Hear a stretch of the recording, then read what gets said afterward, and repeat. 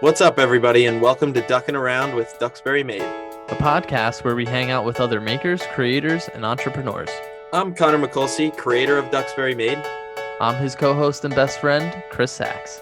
So we've been running Duxbury Made for a little over a year now, but there is still so much we have to learn. Honestly, we don't know shit. That's why we're starting this podcast, so we can talk to people that inspire us, make us laugh, and can teach us a thing or two.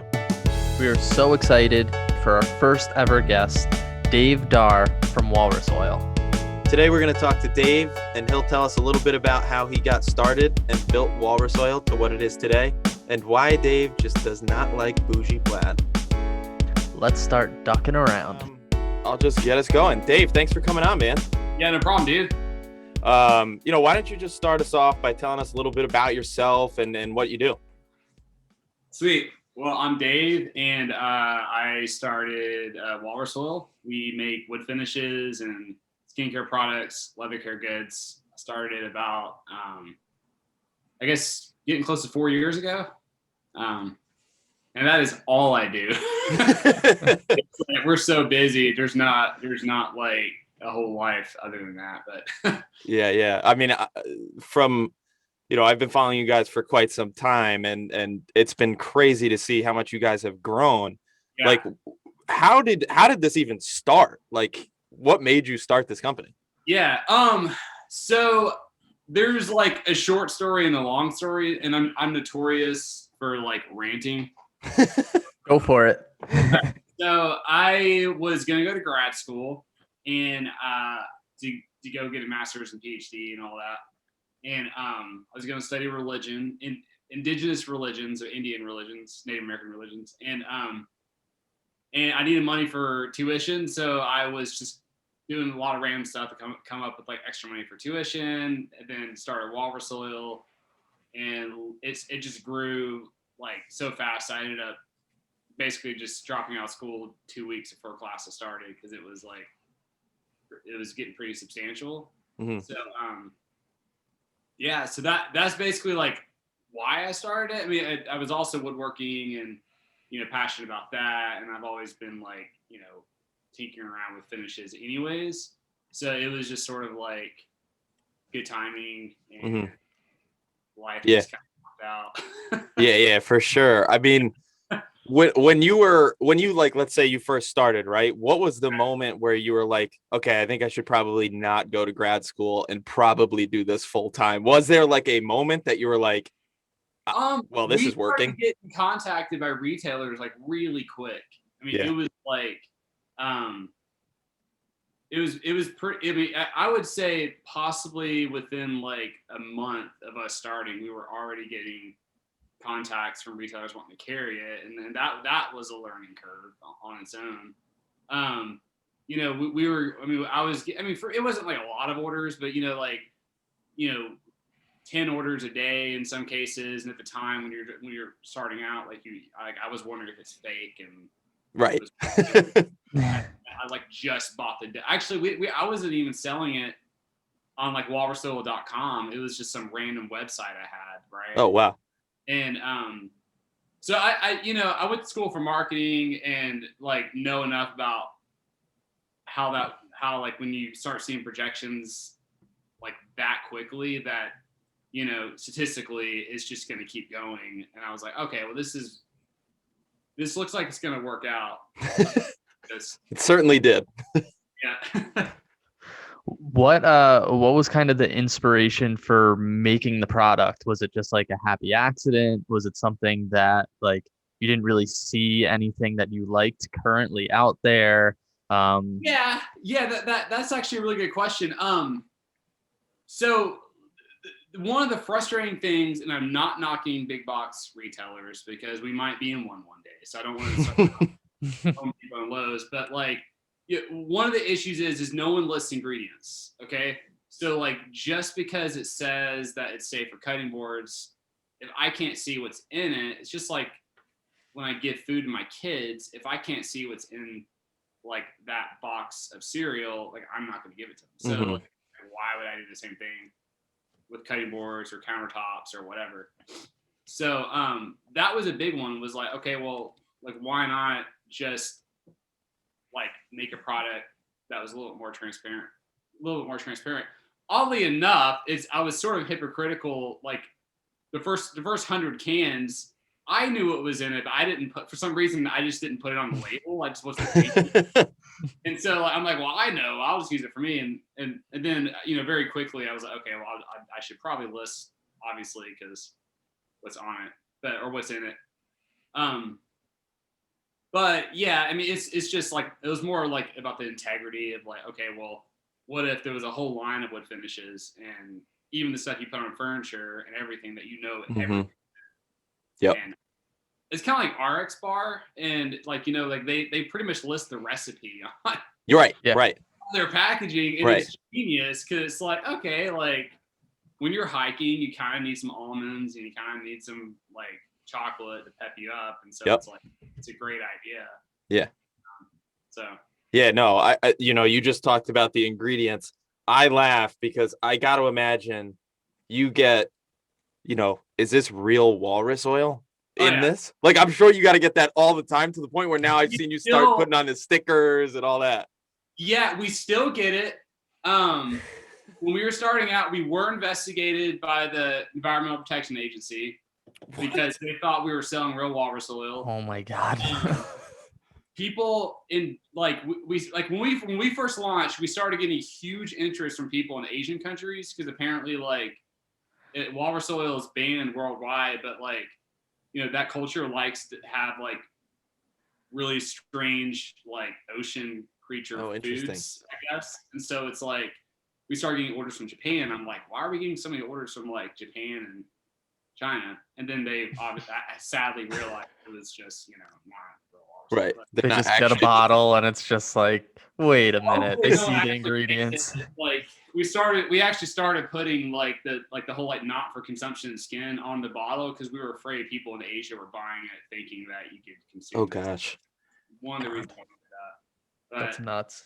We started doing the whole like no walrus harmed tagline just to let people know like, hey, it's a fun name, but it's not real walrus. Like we would never want to kill walrus.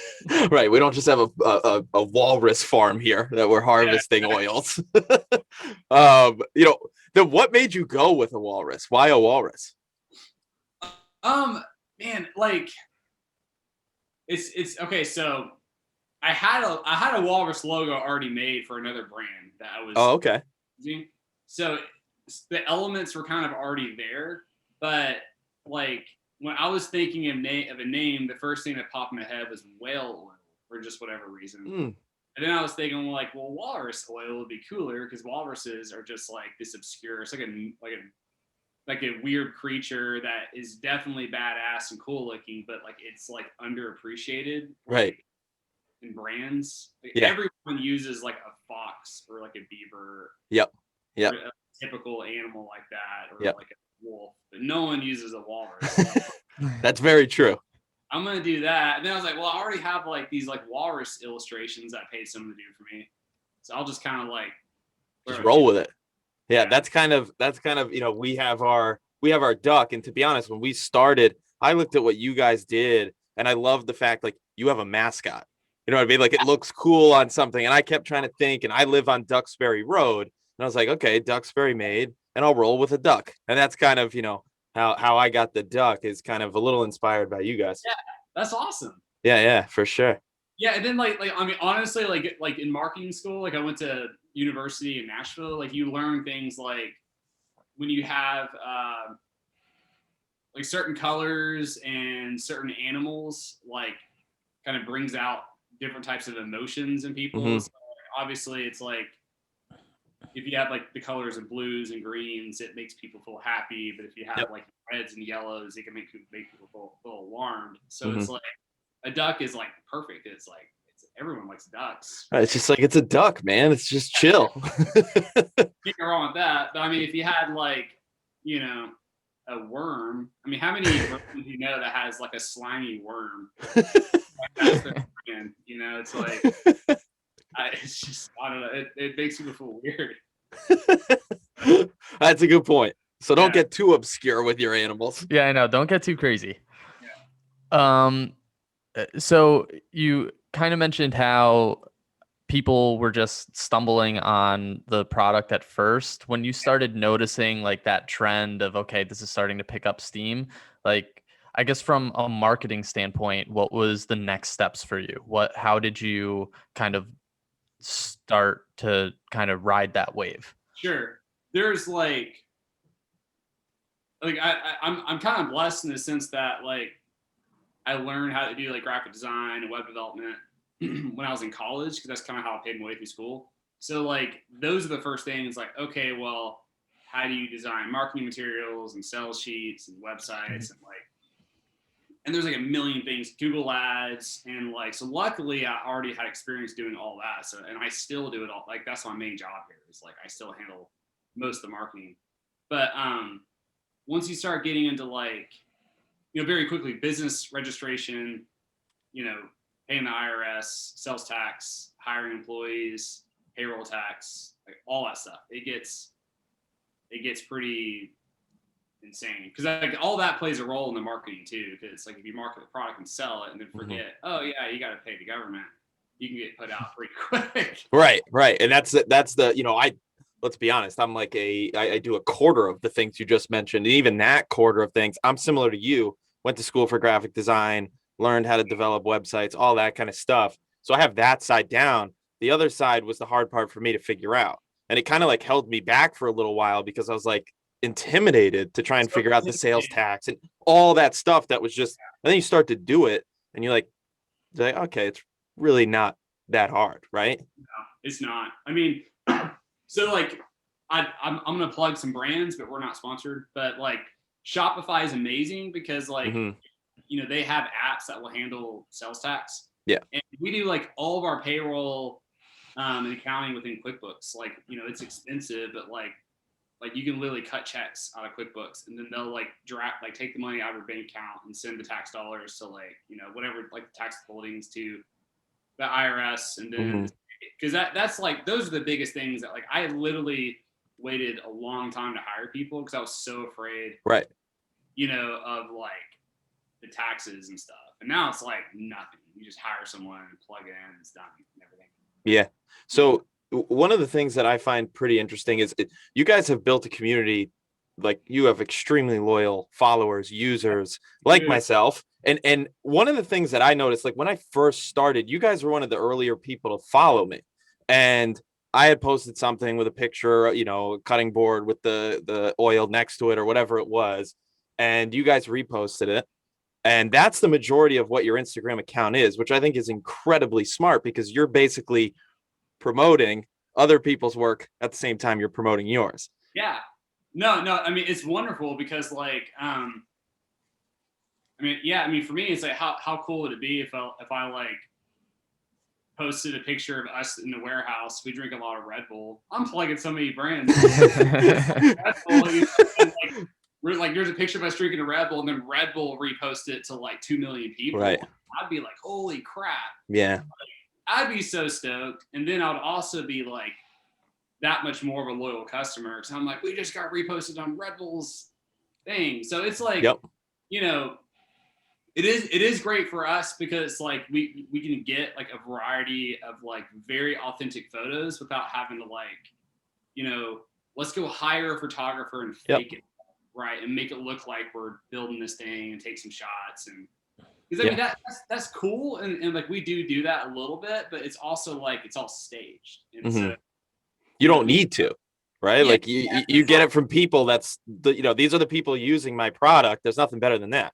Yeah, totally. So it's perfect because it's like, like we get to continually share content to show people like what you can do with walrus oil. And then the people that are making it, we obviously always tag them and prop them up. So like they gain followers. I've had people tell me, it's like, dude, you posted my picture and I got like 200 followers out. Yeah. Yeah. I'm sure we had the same kind of response as well. So it's definitely cool. I mean, yeah, it's awesome. Yeah, we love it. I every once in a while, like maybe a couple times a year, I get someone like sending me like hate mail, like you're such a, you just share everyone's photographs and you're so lazy, and it's just like, whatever. And I've never. You're gonna get the haters, right? Like no matter what you do, and I think everybody, and I think we speak for everybody that's been reposted, that was one of the coolest days. Like I still remember it. And that was, a year and a half or 2 years ago, whatever it ended up being. It was just like, oh my God. Like I remember going home and telling my wife, like, do you believe this? Walrus Oil, like I took a picture and they reposted it. It's like, it's really cool. Yeah, it's fun. And we try to do it with like as much people as we can. Like now we have like we do have a core that we kind of share like the same content because they can get like the perfect like aesthetics of what we're going for. Yep. But we're always like looking like for like that unique thing that we can share and it like fits in and all that. For sure. I think too, like I don't think people realize how time consuming that could probably be. Like you said, the person saying like, oh, you're just sharing other people's work. But like I've know because I help Konnor run the Duxbury Made account.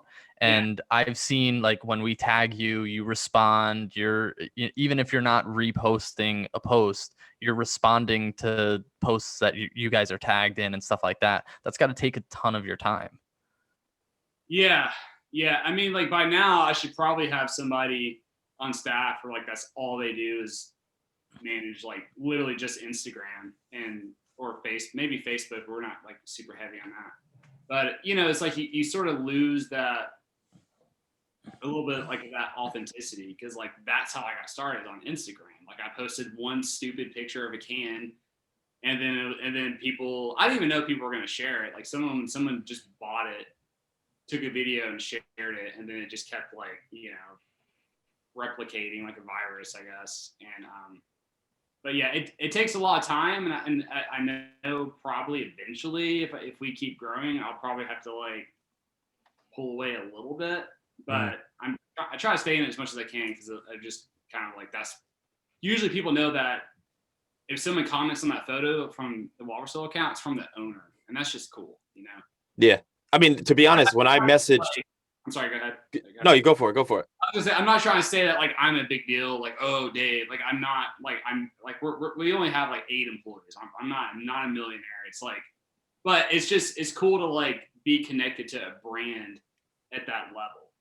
Like I ordered some custom coffee mugs from a company like pretty recently. We're gonna put them out around Father's Day, and the owner called me just to be like, hey, thanks for your order. And that's awesome. Like that's like super, super cool. And we like talk about family and random crap. And like, that's just, it's just good business and it makes you feel more connected and and they have like hundreds of employees, right? 50,000 square foot factory. And I'm like, how are you trying to talk to me? Like, what are you doing?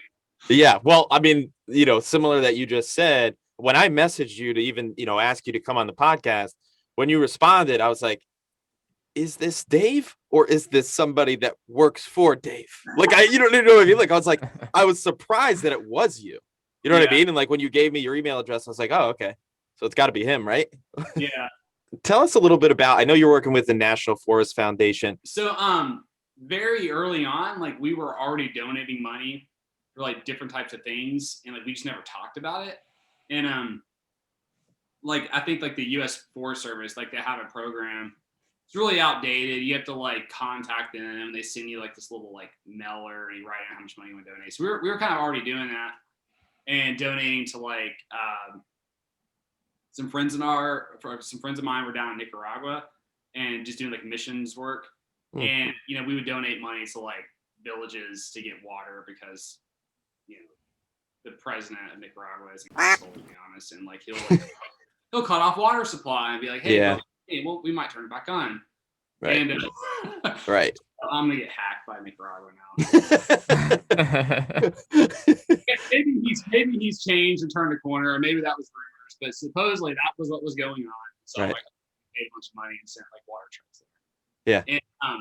And so I was always afraid to like talk about that in the public because I don't want to like try to make it look like we're profiting off of like doing good deeds. You know what I mean? Because like it's like, okay, are you really planting trees because you care, or are you just trying to like make yourself look like you care? Is it like marketing or something like that? Yeah.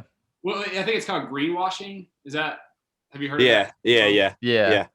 And it's like, but yeah. So, anyways, I rant on. Sorry about that. Yeah, we connected with National Forest Service, and we're like, okay, we want to go all in, and we started donating a lot of money, and then now we're like an official partner. So like when you get to a certain level, you can start using their logo, and you get a little bit more involved. And we're gonna try to go visit their headquarters in Montana this year. That's awesome. Yeah, and we also support Wild Salmon Center, and they work with indigenous tribes like the Pacific Northwest and Alaska to kind of help kind of protect like the rivers and the salmon supply and like their food source and all that. So they're, that's the main two that we support right now. Yeah, and I think it's cool because you guys put those little cards when somebody buys something, and it kind of explains, I think, a little bit why you're doing it, not just like, hey, you've helped plant some trees. You kind of say like, we're trying to make up for the wood that you use to make your product, but we're also trying to cover the things that we use for packaging and everything like that. So it gives more of that realistic side. I think, like you were saying, greenwashing, I think Tom's shoes, they were kind of like the first people to kind of do something really good. And I think people saw like, oh, wow, maybe that helped them with business. And like you said, there are a lot of people out there that do it just to make it look like they're supporting a cause. So I think it's cool that you guys give more of a in detailed explanation of like, here's what we're doing it for, and this is why we're doing it. Yeah, I think people kind of like sniff it out pretty quick if it's fake. And, I mean that people are really smart because every company is like donating to something now. Yeah. But it's like, as far as like woodworking, I mean, like deforestation is actually a massive problem. Now, granted, it's not usually like walnut, like the kind of woods that most people in America use. But I mean, like, like in general, like I don't want to get into like a political discussion too much, but like I do believe that there is like truth, at least some truth to the idea of climate change, and like cutting down trees is playing a role. Now I don't know I don't know if like they say we're going to be living underground 200 years. That's probably not. Maybe it's a little exaggerated. But at the very least, like, there's something there. I'm still gonna like be like, okay, well, I believe you, for the most part, and let's plant some trees to help. It's it's not gonna hurt to plant trees. Right. It's not like it's gonna hurt. You might as well. Right. And like you guys say, sustainable forestry is job security. Right. Yeah, like that's it is. Like, what happens if like you cut down all the trees and then all of a sudden like there's nothing left? We didn't have like think about regrowth, and like that's gonna like unless someone intervenes, like that is what's happening or what will happen in like Brazil and Argentina and some of these places where it's just becoming like a massive issue. Like documentaries on Netflix that talk about it, and it will like freaking scare you half to death because for sure. Talk about how like the rainforest in those areas is basically like Earth's filter, and if you take that away, it's like Earth isn't going to die necessarily, but it's like the air is actually going to be more polluted, like everywhere, Yeah. And I don't even remember I was watching one of the documentaries on Netflix, or maybe it was Disney Plus, one of those. But like the way I've always thought about it is like, you look at rainforests that, at least in my mind, maybe I'm just not smart enough, but like, you think like 50 years ago, this was like, beautiful rainforest, and now it's depleted. It was literally like a 5-year span. They did like an overhead shot of like an unbelievably beautiful lush forest, and then it's 5 years later and it's completely gone. Yeah, it's insane. It's like, what? That's happening now? Like, you know what I mean? No, I mean, like, it's like, I think as like, this is so weird saying this, but as humans, like we went through the Industrial Revolution and saw like the evils of that, and so we started having like, okay, you can't hire 5-year-olds and pay them a couple gumdrops a day. Like, you actually have to wait until people are adults and then pay them an actual wage. Like, we're kind of out of that, and maybe a couple decades ago we went through like a pollution crisis, and then we started having regulations on like filtering, I don't know what they call them, smokestacks or whatever. Yep. but like we don't know, like we're trying to figure out what's going to happen if we keep cutting down all the trees. Yep. And we're probably not going to act until there's like a massive catastrophe.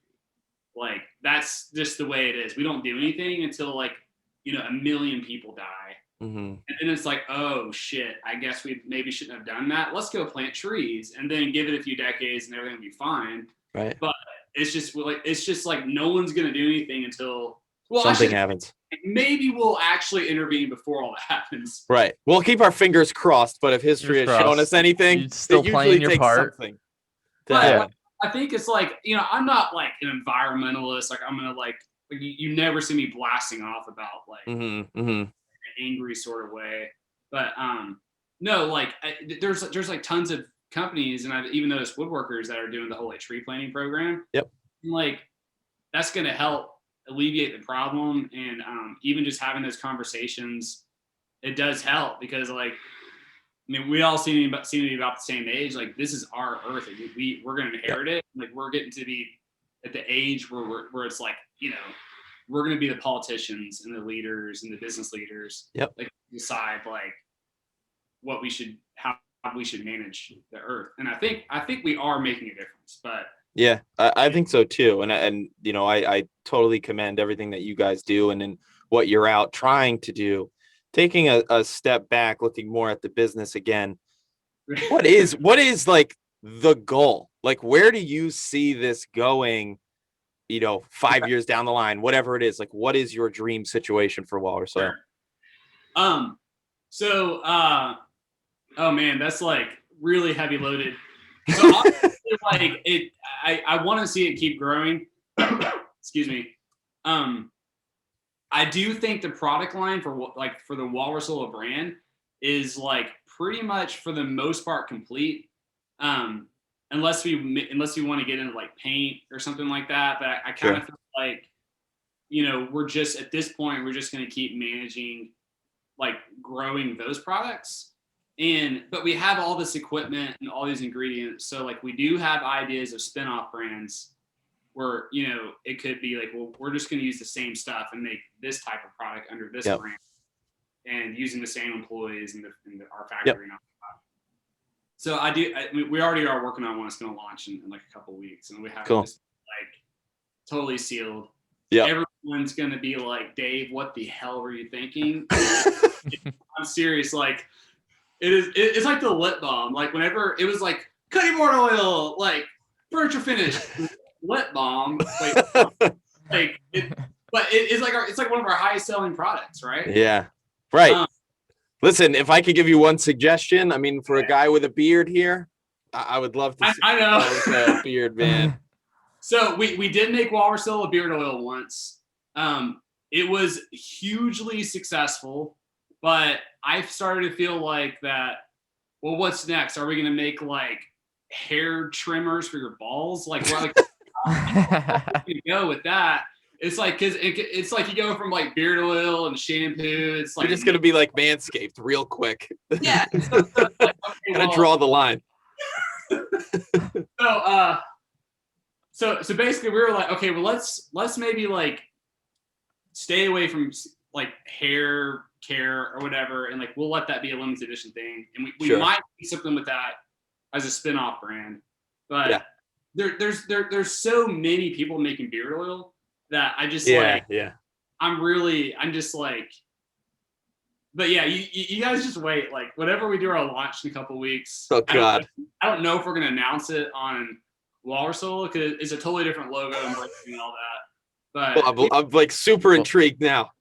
Oh yeah, we'll definitely have to like clip this and see like, oh, we got at least the preview first. Yeah, we've been leaving Easter eggs, like, you know, to see if people will notice, but there's gonna be so many people are gonna be like, what, Dave? Like, what are you doing? But yeah, so we got a couple spin-off brands. We've actually one of them is probably a few years down the road. We've actually hired some like extremely high level executives for like some really big companies to kind of come in and help us like navigate those waters. It's gonna be like insane. That's something else. That's going to be insanely expensive, a lot more planning. But if we do it right, it's going to be awesome. but that's kind of like that's the top shelf thing we're gonna get back to later. But a lot of big things coming up, man. It sounds like you're gonna be drinking a lot more Red Bulls. Probably. I mean, it's one of those things where it's like it may or may not work. Like, our biggest thing is like we don't want to get in debt. So like we're not going to go and like get in debt with the new product, and then if it doesn't work, we sink everything, have to like lay over top. So it's like Walrus Oil is always going to be like our backbone. Yep. And like the strong soles to our feet is going to kind of keep us like standing straight. But like, yeah, my brain is like all over the place, and like one day I'm like jamming out techno, the next day I'm jamming out hardcore music, and then some days it's like jazz and classical. So it's like my interests are really broad. So that's probably going to be reflected on like the things we do, I guess, and stuff we make. Yeah, for sure. Sweet. So we talked about a little like your goals and everything, and obviously with success comes you got to learn from your mistakes, right? So we like to do a segment called What the Duck. What is one of your what the duck stories where it was, either a crazy client or something that went wrong? Like if you have any off the top of your head, obviously like no pressure. We don't want to No, that's okay. pull something out of thin air. I mean, honestly, like we've been like so blessed that we haven't had like anything like huge. I mean, other than like when we first started out, when Rockler contacted us and like, hey, we want to put you in every store across the country. I think they thought we were this huge company, and it was me working in my garage, right? Right. And I mean, it was like stupid. I had like a little pot, and like a literally it was like one or two pots, and I was like, yes, we will totally. Me and my team, which is just me and myself, can like knock this out in no time, right?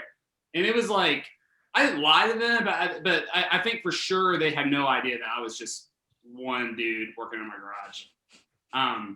So that was probably like, whenever they sit the semi truck to pick it up, and they're like, "Oh, your house?" I'm like, "Yeah, it's my house." We live in a neighborhood. It's not off a country road, so there's this massive 18-wheeler backing up, and like, that's like, that was probably like, but yeah, what the duck? Were you thinking? That definitely counts. Yeah, definitely counts. I felt like, yeah, this could end bad. Like they could be like, "All right, here's our next order," and I'm like, "We'll get it to you in 6 months." But no, I just started scaling really fast. So as soon as we got that purchase order, I think maybe we did hire somebody.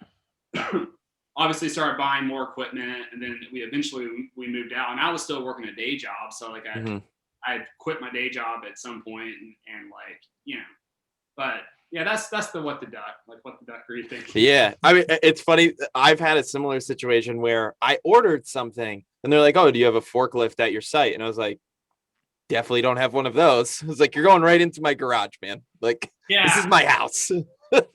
We just got a forklift, and it is like so expensive. I mean, like it feels so weird. Like, yeah, we bought a forklift, but yeah, once you get to the level where you're using like forklifts, it makes life so much easier. It's like we can like unload trucks in no time, load up trucks in no time, and like now we have this giant like pallet factory shelving where you just put pallets up everywhere. But yeah, I think that was like probably one of the most surreal moments, like beyond having employees in a building, is like we have a forklift. It's like 3 years ago, we made it. Me like stirring a spoon in a pot in the kitchen, Yeah. Like, how did that happen? Yeah, it's crazy how quickly that it's grown for you. And I think for a lot of the woodworkers out there and myself, I mean, 9 to 5, that's what I do. And then this is what I do at night. I stay up till 2 o'clock, 3 o'clock in the morning every night making things. Right. So I think, it's definitely inspiring to see somebody that was a 9 to 5 guy go and take it to the level you've done it in 3 years, whatever you said it was. Yeah. But I mean, I honestly think anyone can do it. Like it's so like some people are when they have success, they get arrogant and they're like we can still fail at any time. I mean, we are a new company. Like how many businesses fell within 5 years? So it's like, I could still F everything up when we go out of business and no one gives a shit anymore. And like our account goes offline and I'm back to working the day job. Like that can happen. But like, I think with anybody, like my best advice would be like, if you start finding success and you're selling your stuff and you're growing, like just try not to get in debt, because that's like the quickest way to kill a business. But I mean, I do think one of the reasons why we were like successful too is like, we also started out making cutting boards, and then we actually already had success making stuff for the restaurant industry. So it's like we found like a niche market that didn't have a lot of competition. So I think that's kind of where like we might start seeing other businesses start on Instagram, they explode because like they're making something different. Like I know a guy here in town, he makes looms. There's like 3 people in the whole country that makes looms, and like that's great, and he's successful at it. So yeah, I mean, it's going to be cool to see all the new businesses coming out of this pandemic where people are making stuff, and like it's I mean, with the internet and all the resources that are on the internet and like the low cost of entry, anybody can do this, man. I mean, it's I mean, I'm living my dream. I'm absolutely living my dream, and I can't wait to see more people do that too. That's awesome. Sax, we still got hope, man. I know. Oh man, I mean, I'm 36, dude. Like, here's what I hate. Like when you're young, it's like you feel like, oh, if I don't make it by the time I'm 25, I've like ruined my life. And it's like, right. Like you got a lot left. KFC dude started the chicken place, and he was like 60 something. Like that's right. Right. There's always time, Yeah, I think everybody puts limitations on age. What you can do. We have so much more left. I mean, Chris just turned 30 yesterday. I turned 30 in a couple months. Nice. And we're looking at it like, we got a lot of time. Sure, it might get trickier once we start to have kids and then things like that. But yeah, there's time. Yeah, there was a moment yesterday I was like, oh man, I'm 30. What am I doing with myself? But then, you get beyond that. You get past it. Oh yeah. I mean, it's like, I mean, I don't know. I still feel super young. I mean, like I might start feeling older when I'm like in my 50s, but there's just still so much time to F everything up, make mistakes, and start new businesses, and for sure, or whatever. But so what is your goals? Like, what do you guys want to do? That's a great question. We were talking about it all last night. Honestly, we for me, the thing that holds me back is my 9 to 5. I do enjoy it, right? And the tricky thing is it's tough to walk away from something that I know every 2 weeks there's going to be a paycheck that I can pay my bills with, right? And sure. I'm trying to figure out now is like, we're starting this podcast honestly because we want to find out like what are people's goals, like people like you, like how did you take it to where you took it? Because I think there's so many people like me out there and like us out there that just love what they do at night on their little side hustle, that would love to bring it to be their full-time thing, and are just trying to figure out how do you get there. And I think there's so many different avenues to find out how people went about getting to where they are, that this podcast for us is something like, honestly, we say in like our intros, we're like, we don't know what the hell we're doing, so we're just trying to figure this thing out and see where we can go. And it's I thought I had an idea in my mind. I was like, oh, I work for a real estate company. And I was like, agents always ask me, oh, what do I do for a gift? And I was like, right. And so I started to make them, and I was like, you can do it better. Instead of just laser engraved, maybe we start incorporating epoxy or something like that into it. And that was fine. And it made some money, but it was like, I mean, can't do this. That's forever. A good point of like, it's kind of like when I was making cutting boards and clipboards, the restaurant industry, like that's kind of what I'm talking about. Like that is like a niche market that not everyone is doing it. And maybe you could make a business and millions a year. I mean, you never know. I mean, it's like, I mean, something like that. I could totally see like a website where, and this is going to sound cheesy, like you pick out your clipboard and you can throw in the artwork. Yep. And you just buy it, right? And then you make it and engrave it with their art. and Yep. ship it out to like your neighborhood or Connecticut Yep. or Canada. Yep. Yeah. There's definitely a lot of opportunities there. My problem has always been I'm like you, where like I'll start making something, and then the next day I'm like, oh, I want to make this, and then I'm doing something completely different. Yeah. And I'm just like, for me, like I keep saying, like right now this is like my little side hustle, and it's my source of fun, right? Like I go through my 9 to 5. I want to make sure whatever I'm doing in my workshop is fun, and trying to balance that with how can I actually make money with this and things like that. There's, totally. I think the ultimate goal is obviously for both Chris and I to have this as our full-time thing, whatever it may end up being. Just try to figure out how to get there. Yeah, that's awesome, man. I mean, it's just like being super persistent and just like, I think another thing too that no one really talks about too much is like knowing when to quit and then move on to the next project. Yeah. Dude, I had a podcast. Yeah. A couple of years ago, and well, it was like right before I started Walrus Oil, and I'm not saying this is gonna happen to you, but like, we had a couple, like I think 5 or 6 episodes. It was getting like 1,000 listeners, per, which isn't huge. And I was just like, I don't know how to scale this thing or monetize Sure. it and do something else. Right. I've done that like with so many things, and I think like there's this like kind of idea of like, well, if you quit, you lost the game, and like look what happened to the Chiefs, and look how embarrassing it was, right? It's like if you lose, you're a loser kind of thing.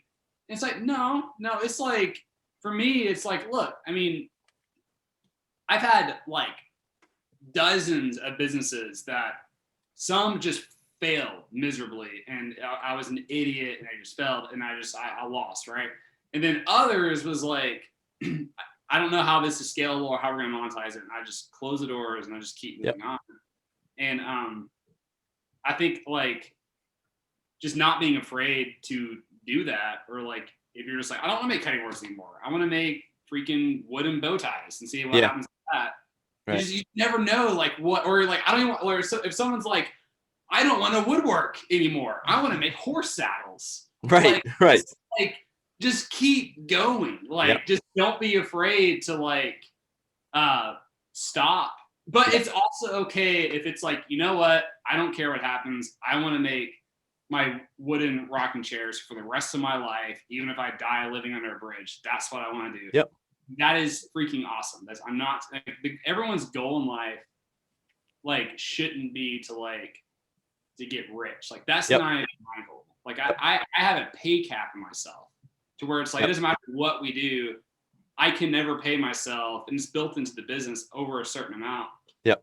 It alleviates like the pressure of like greed and all that kind of stuff. And so I can just stay focused on like treating my employees right, focusing on like the business, like how can I make the business profitable, where it's not just about shoving dollars in my wallet. Cause that's just, Yeah. And that's part of our thought with this podcast as well, is like, listen, we are not in this for money. We're doing this honestly because we're trying to figure out how to make the other business successful, and talking to people like you. And we find this is fun for us, is talking to people like you, people that have done this. And, we even interview people that are in the middle, like where we are. And we talk about like, what are you doing to try and get where you want to get? And it's just fun for us to have these real conversations with people, because I don't think, people see that, I don't think people would follow even you on Instagram. Like nobody would have any idea, half of the things we just talked about. And I think this is like cool. Yeah, it doesn't like that kind of stuff. That's why I love doing podcasts, because it's like those are the kinds of conversations that like only happen at a bar when we're drinking beer and cheeseburgers. Well, eating cheeseburgers, not drinking cheeseburgers. Well, don't worry. The next thing that we're gonna do real quick, and we don't want to take up too much of your time. We're gonna kick it to we do a little game called Quack or Wack. Sax, I'll let you explain the rules here.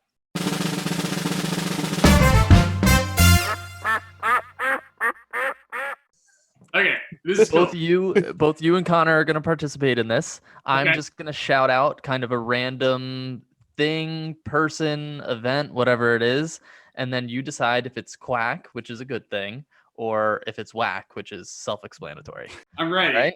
I'm ready. All right. The first one, Netflix. I'm gonna say whack.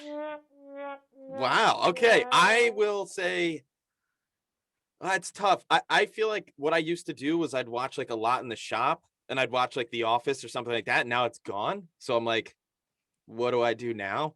I will still give it a quack, even though I like others better. Like I'm a big Disney Plus guy. Me too. We have it in there because National Geographic. Exactly. Yeah. Skateboards. Wait, skateboards? Skateboards. I mean, that's easy. It's totally quack. Okay. I can't ride them. I love to make them. People have asked me to make skateboards and they're a lot of fun because I get to like be super creative with them. I have no idea how to ride them. I think I'm too tall, man. It's I didn't not. realize you made skateboards. Yeah, it's a lot of fun. Yeah, it's like one of those that I love when people ask me to make them because it's like, okay, cool. Like I get to be creative with this one. So it's not just like, hey, can you make this sign? You know, it's you get to be a little more creative. But I will say quack as well, even though I have really never successfully been on one. Same here. But it's a quack. I mean, come on. Like Yeah, they're cool, man. Yeah. Plaid. That's easy, man. You gotta get some. That's totally like quack. I mean, like, wait, hold on, wait. Are we talking about like flannel plaid, or are we talking about like bougie yuppie? Like, I got my. Well, it's up to you. If you want to make that, if you want to make that differentiation, then, you could say quack for one and whack for the other. Absolutely. Definitely, lumberjack flannel is a hard quack, and then the bougie is Try and look like a lumberjack. Yeah, like it's whack. Yeah, like you guys who are woodworkers and stuff, and you have a giant beard wearing plaid and like lumberjack stuff makes sense. If I tried to do that, it's probably whack. I mean, I will also. And you're like, yeah, look at me. Look at me. I'm a woodworker. Yeah, chop a tree down. I will also say a quack. I am definitely not bougie, as I realize that I'm missing a button on one of my flannels. That's awesome. Monopoly, the game. I was gonna say it's a. Oh. Yeah, we're not getting like that deep on this podcast into like, oh, our Monopoly's bad. Well, I'm gonna say whack because now I can get into like this is where it's like hand me a beer and like let's just talk for hours. Like, I think that's sort of like it's sort of like what a lot of Disney shows does, like the Barbie shows, is like it sets an unreal expectation for your kids. That is very true. Every Barbie show, she's a millionaire and she wins everything and nothing ever goes wrong. It's like, it's teaching your daughters. It's like, all you have to do is put on ice skates and then you go to the Olympics and you get, sponsored by Red Bull or something. Right. Life is perfect. And you marry like Ken. It's like, no, that's not how life works. Participation trophies, man. Yeah. So I like Monopoly is totally fun, but as far as like, I'm going to give it a whack. Yeah, I give it a whack because like who the hell has ever actually completed a game of Monopoly? Oh my God, you've never Really? played Monopoly with my family. Oh yeah. God, I get like 10 minutes in and I'm like, we all hate each other. We're done here. I mean, you're telling me it's not realistic, but I'm like, wait, if I just buy boardwalks somewhere in this world, imagine what I could do. Put up a couple hotels. So I got a story. One of my childhood best friends was like insanely rich. Like I kid you not, they had a five-story mansion on the lake. It's a lot of stairs. Yeah, it was like a small hotel, and we would always play Monopoly. And it was like the irony of it was like I was living in like this poor shitty house, like cockroach infested. He was in this like massive like I don't know why he liked me. I don't get it, but like. It's like it made no sense. But so it's like there's always like this monopoly of like, of course he would win every time. Yeah, he'd bring out real cash. Once he ran out, he was like, all right, let's start bringing out the real hundreds. That's so funny. Oh, keep them coming, man. This is fun. Yeah, what do we got next? All right, wristwatches.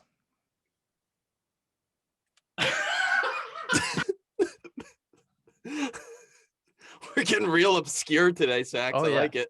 Some people are real like watch guys like me. No, Yeah. I got nothing. But like some people like they wear a watch every day. So It's like, you're not gonna pull out your phone. I'm gonna say, especially for woodworking, or doing anything with your hands, like that's a pretty good quack because it's like you can easily just check the time, if you don't have a wall clock. Instead of like, I'll put down the saw and like pull out my phone, like flip it, and put in my passcode, then it says the time. Yeah, Just, I will also say quack, especially for like an Apple Watch, like you just mentioned. I always have music on, a podcast on while I'm working. So the fact that I can go like this, see who's texting me, change the music, whatever I got to do. Of course, I'm not wearing one because I can never actually commit to like, I wear it for a month and I'm like, man, this is so cool. I'm so cool. And then it's like, I forget. I'm gonna say the Apple Watch doesn't count as a wristwatch. Okay, that's fine. Then I will say whack because I got my phone. iPhone. It's gotta be the old circle with the numbers. That's it. You can't do digital. It needs hands. You got to read it old school. Yeah. I feel like I have really skinny wrists. So any watch that I wear, I'm like, this is like, it's like I'm working out. Way to brag about your skinny wrists, bro. It's not a brag. I mean, I'm like 9 feet tall and like 65 pounds. So I don't think that's much of a brag. Skiing. Oh, dude, it's snow related. That's quack. Okay. Dude, we've got a skiing pinball machine.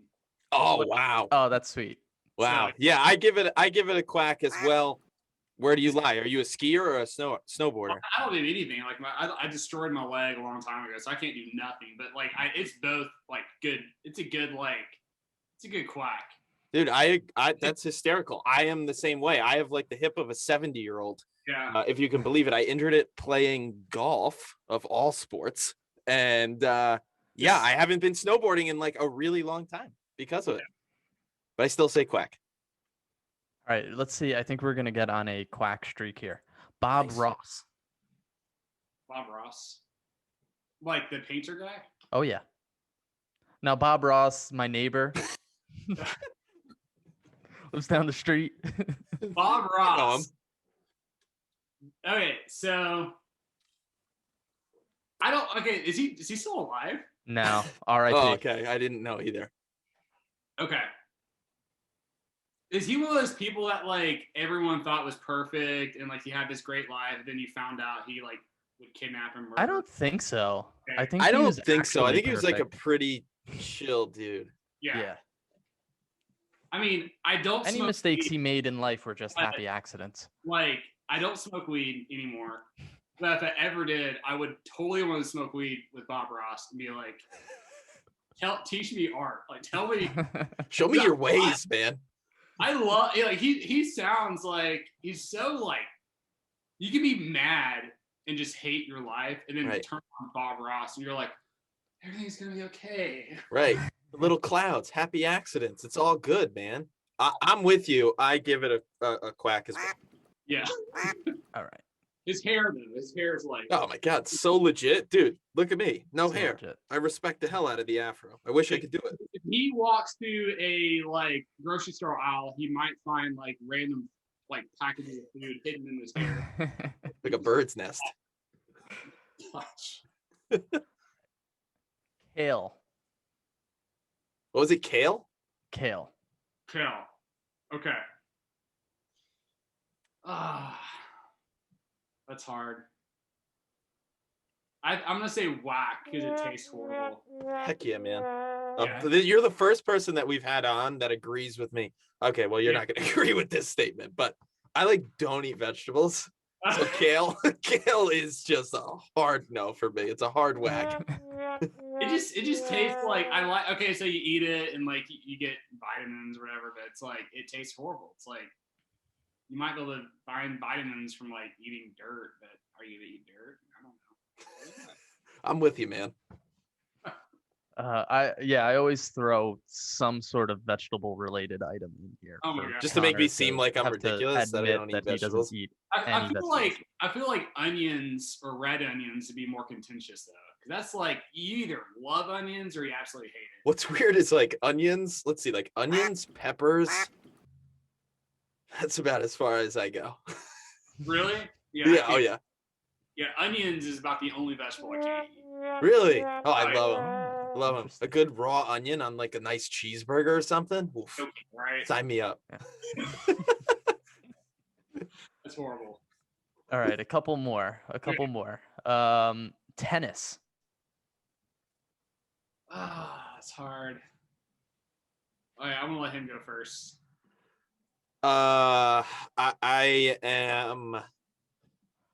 I gotta say, whack.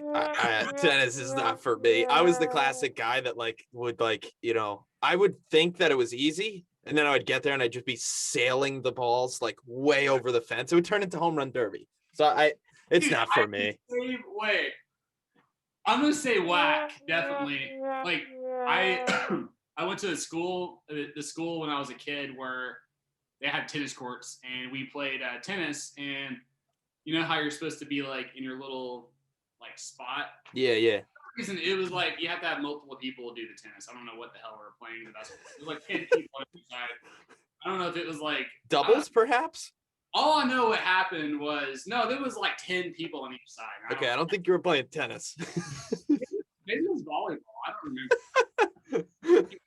Similar, both have nets. It was net You were playing super tennis. playing super tennis. I knocked over this poor girl and she fell over and she chipped her teeth out. And she hated me. Dang, man. Like it was one of those schools where you go to like your whole childhood, and it's like she just like had this grudge for her entire life. She probably hates me right now. Why should I hack into my website with the microphone? Well, I was gonna say, is your new company like fake teeth, like fake dentures, just so you can? It's way more like it's just you're just gonna slide. The fact that it's crazier than fake dentures or just dentures, fake teeth. No, it's like it's the product, it's the brand name, it's the logo. It's just like what. We're pumped, man. Whatever it is, we'll get behind it regardless. I thought about releasing it on April Fool's just because like people are gonna be like, okay, this is definitely April Fool's. But it just happens to continue to stay on past April Fool's. It might fall. I mean, the whole thing might fail. I think we'll see. All right, two more. Yeah. Snoop Dogg. Oh wow. You go. This one's tough, man. I give him a quack.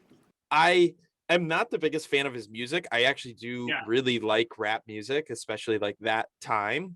Not a big Snoop Dogg artist fan. Everything that he's done, like after the fact, I think is hysterical. Like I don't smoke weed at all, but like I think like his relationship with like Martha Stewart, like whatever, like it's just like very random stuff that I find like, you know, it's funny. So I give him a quack.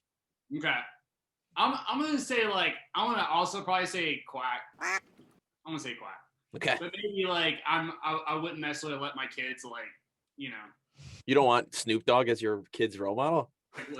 No, although like for all I know, it's all just a show, and he's like a totally like moral good person. But all right, last one. Nerf guns. Oh man, it's like totally. That's totally quack. Yeah, we gotta end on something that's an obvious quack. Yeah. Oh yeah, it's a total. Can't have quack. something controversial to end it. Somebody out there that's much for like so you to be like, okay, who did you vote for? It's like absolutely no. That would just be... Oh no, this is just complete stupidity. Podcast would get canceled.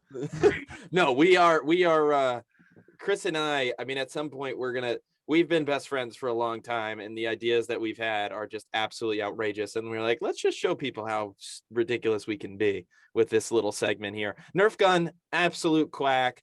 Only thing, somebody out there smarter, maybe this is your next business, is put like trackers on the Nerf gun darts. I go through the darts, like they're gone. That's true. Although it's kind of smart business, isn't it? Because then you got to rebuy the darts. And Yeah. like at that point, it's just buy a new gun, right? Man. Yeah. Yeah, Nerf guns are awesome. Although I haven't shot one in a while because, you know, you're a grown ass man. But like, yeah. It's like I should probably. I'm like, yeah, me too, man. I never shoot a Nerf gun. Totally. Yeah. So adult. I will say we have a remote control car here. It's the dumbest thing. It is called. It's like a remote control shark car. But it goes like 100 miles per hour or something. And so when you're driving it, there's just this giant shark. Oh, that's a little better than a Nerf gun. Oh yeah, that's cool. So that's kind of childish. That's legit, man. All right. Well, that concludes Quack or Wack. Dave, we just want to thank you for coming on and spending as much time as you did. We really appreciate it. Where's the best place? Where do you want to send people? What are we plugging today? Oh man, there's nothing to plug. You guys are awesome. We just plug you guys. Well, again, thanks again for your time. We really appreciate it. And I think we're all looking forward to whatever this next business is going to be. Yeah, man. All right. I appreciate it. Awesome. Yeah, thanks so so much. Dude. All right. See you later. All right. See ya. We want to thank Dave again for being an incredible first guest. And we want to thank you all for listening to the very first episode of Duckin Around with Duxbury Made. If you enjoyed the podcast, we'd really appreciate if you subscribe, rate, and review wherever it is that you're listening, or if you're watching on our Duxbury Made YouTube channel. You can also find more of our content on Instagram at Duxbury Made, or head to our website, duxburymade.com.